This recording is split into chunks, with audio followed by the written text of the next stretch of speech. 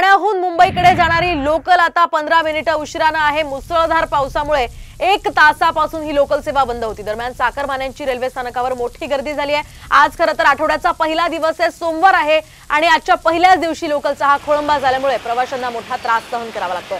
ठाण्याहून मुंबईच्या दिशेने आता विशेष गाड्या सोडण्यात येत आहेत। आपण पाहतोय रुळांवर अनेक ठिकाणी पाणी साचलेलं आहे आणि त्याचा हा परिणाम सध्या लोकलवर पाहायला मिळतोय।